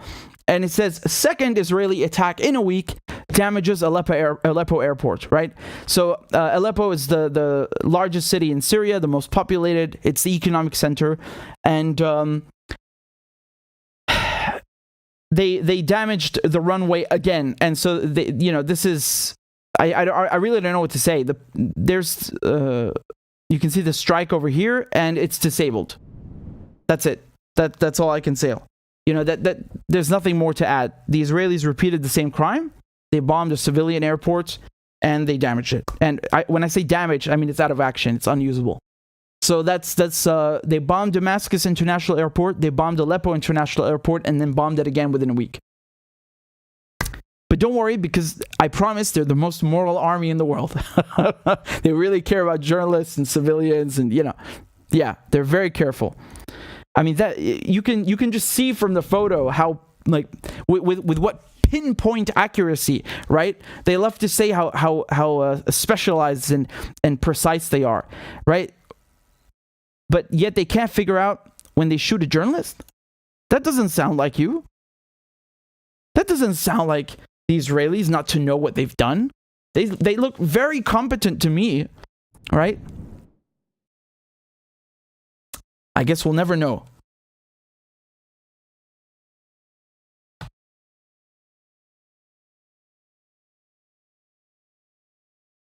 Thank you very much. We have a new member on Patreon. This is from well, actually, hold on. We've got a couple of donations on PayPal. Let me just this is from Sherman. Sherman says, "Facts and logic, you are the man."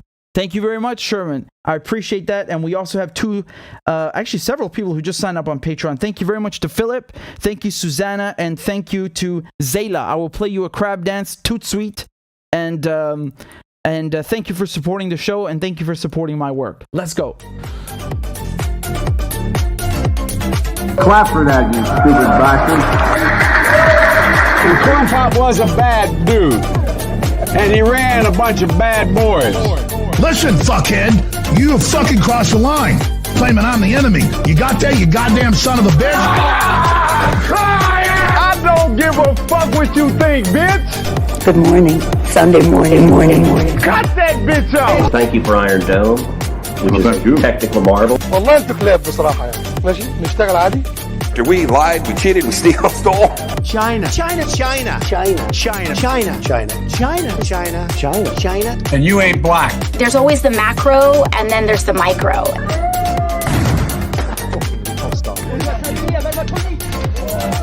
Do not come. Do not come. I'm gonna come. You talking to me? Ladies and gentlemen, I'll have 2 number 9. Number 9 large. we got him. I myself. I know it's not. I've fallen and I can't get up.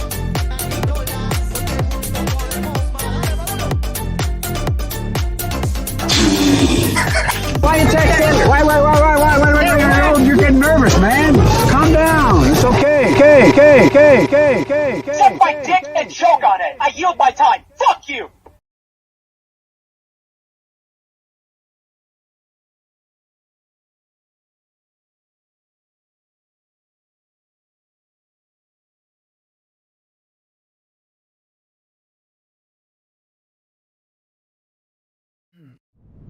All right. Thank you guys very much. Thank you very much for supporting the show. I appreciate that. If you have a couple of bucks to throw my way, if you're able to, right? We're literally looking at the euro and the dollar and all this crap that's happening. So I know not everyone is able to, but if you're able to, please consider supporting the show for as little as $1 a month or $2. These are all just random amounts on the screen. You can put in whatever amount you like and support monthly on Patreon. I would appreciate that very much. I'm not sure what number we're at right now. I think it's 834. Is that correct? It must be higher now because of the new members we've got. So the goal is to hit 850. And we've got 1,200 people watching, so I'm pretty sure we could get about 15 of you to join. That would be really swell. And if you'd like to donate on PayPal or CashApp, the QR codes are on the screen. I'll try and go through your questions in just a moment. And again, I appreciate all of you guys and your kind words.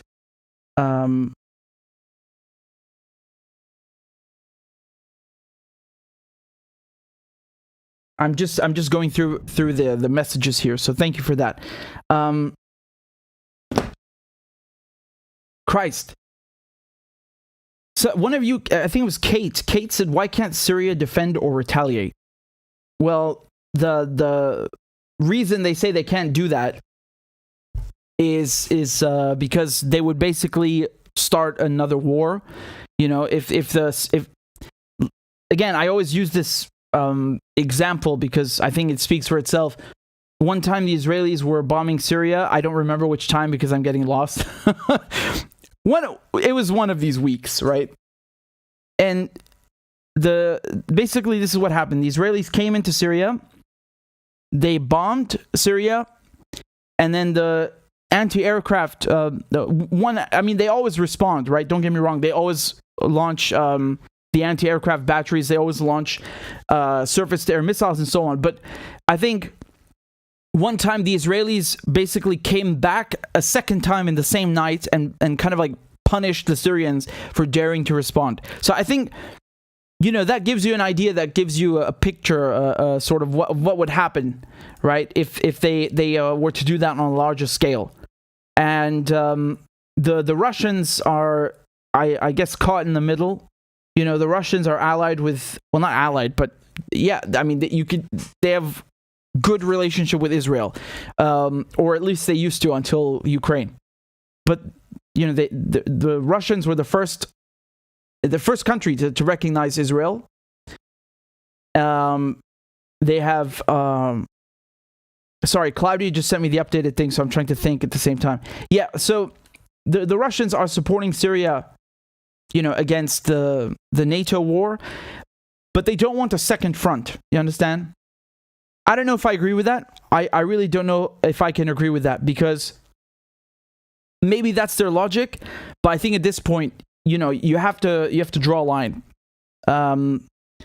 It's already one thing that they come in every week and they do whatever they want, but now they're attacking the two main airports, civilian airports. Even if it's just material damage, like thankfully no one was hurt or injured or killed. I don't know what to say, man. I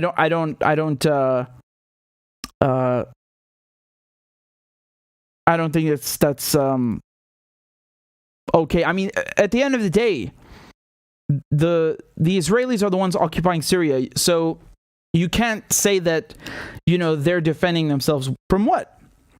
They're colonizers. They come from wherever they come from. Most of them are European, and they're colonizing Palestine, and they have illegally annexed Syria. If you go open the New York Times now and you read about Ukraine, they'll refer to Crimea as illegally annexed, and it was Russian annexed, and so on. They never say that about the Golan Heights in Syria. Why don't they say that? Why are they too afraid to criticize the Israelis? Why are they? I want to say something, man. There's nothing brave about parroting the Israeli lies, the NATO lies. This is not controversial. This is easy to do in the West. You want to climb up the ranks. You want to be a stinking politician. Very easy. Very easy. Just say the same crap. Just support Israel, support NATO. Very easy to do. You want to be a journalist also in one of these big establishments, right? Same thing, man. But the truth is, they are terrorists, and they do this to Aleppo International Airport. They do this to Damascus. I haven't even gotten into what they do to the Palestinians. Come on.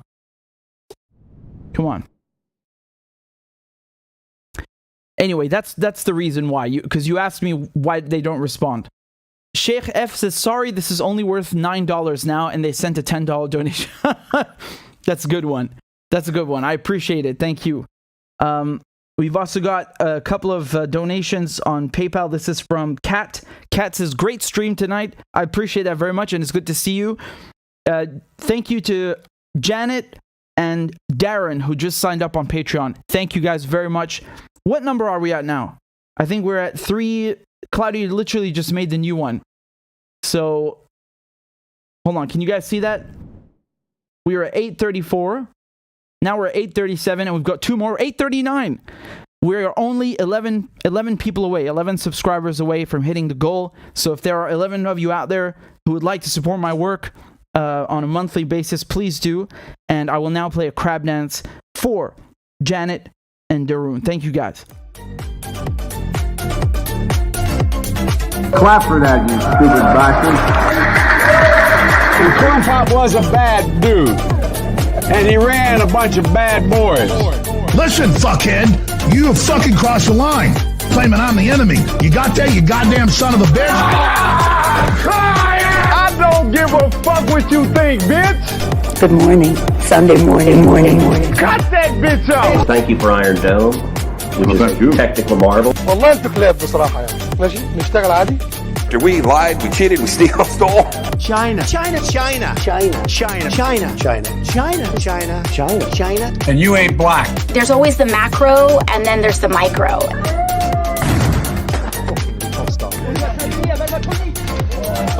Do not come. Do not come. I'm gonna come. You talking to me? Ladies and gentlemen, I'll have 2 number 9s. Number 9 large. we got him. I told myself, I know it's not. I've fallen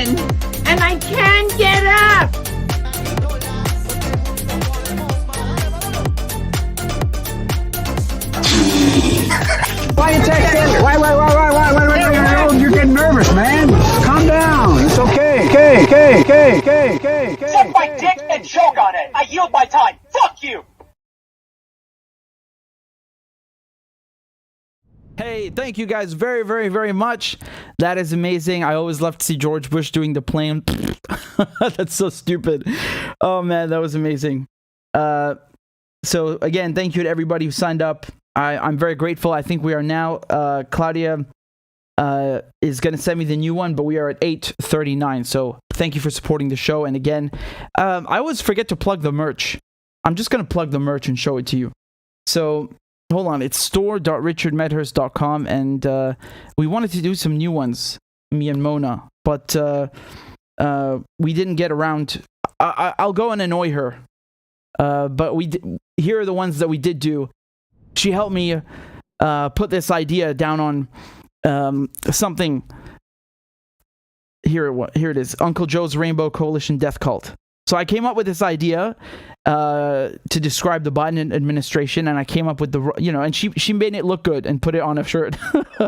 So I'm just going to put the link down below. Sorry, I've zoomed in too much that you can't even see the things. There's a 30-day free return policy, and you can get a t-shirt, mug, tank top. I have this one, the long sleeve tee, whatever you want. So anyway, thank you guys for supporting the merch and the show. And we also have Justin, who just signed up on Patreon. Thank you, Justin. That now puts us at 340. I appreciate that very much. Oh, we have another one. We have Jill, who also signed up on Patreon. Thank you very much. So we should be at 341 now, right? Thank you very much. We are 9 people away from hitting the goal, and that's great. I'm just curious, you guys, when you got a notification for the stream, did you get one? And where did you see it? Was it Telegram? Was it, was it Patreon? Let me know, and thank you very much. I guess I'll have to play another crab dance for you. Yalla, let's go. Clap for that, you stupid bastard. And Corn Pop was a bad dude. And he ran a bunch of bad boys. Listen, fuckhead, you have fucking crossed the line, claiming I'm the enemy. You got that, you goddamn son of a bitch? I don't give a fuck what you think, bitch. Good morning. Sunday morning. Cut that bitch off. Thank you for Iron Dome, which is a technical marvel. والله انتوا كلاب بصراحة يعني. ماشي نشتغل عادي. We lied, we cheated, we stole. China. And you ain't black. There's always the macro, and then there's the micro.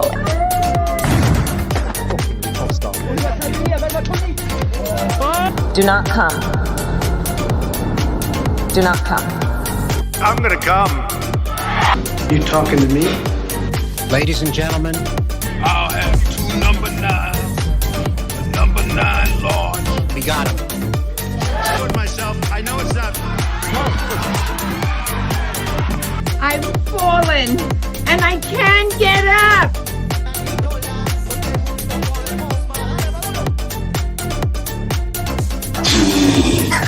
Why you texting? Why? You're getting nervous, man. Calm down. It's okay. Okay. Suck my dick and choke on it. I yield my time. Fuck you. Thank you very much, everybody. That's my cue. I really enjoyed the live stream. I loved, describing to you how the world is falling apart. Thank you for tuning in, and I hope to see you guys next time. And thank you to everybody for all your kind comments in the chat. It's overwhelming. It's literally too many to go through. I'm humbled, and thank you to everyone who's supporting the show. Please remember to share the videos. Right now, we're living in a very, I don't know what to call it, crazy, intellectually defunct time. We need to be opening people's eyes and showing them what they're not going to see on legacy media, on mainstream media. So share the videos. Always remember to like and comment. And if you're new here, subscribe for everything from US politics to the UK to the Middle East. Thank you guys very much. Take care. Ma salame, and I'll see you guys next time. Bye-bye. I am once again asking for your financial support.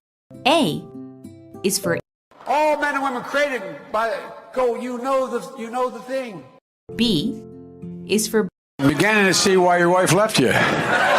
C is for Corn Pop was a bad dude, and he ran a bunch of bad boys. D is for Don't worry, I'm so serious. Children, I love to hear them.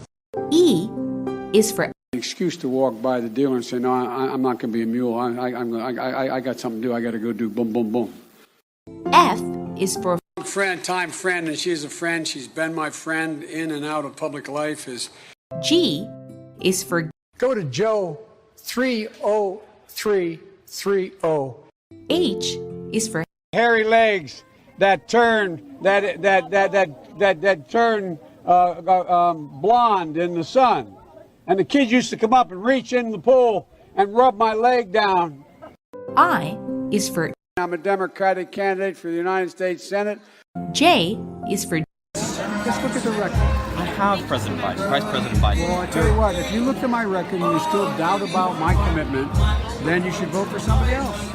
K is for Kids jumping on my lap, and I've loved kids jumping on my lap. L is for The lion, dog, face, pony soldier. M is for Make sure the television, make sure you have the record player on at night, the phone.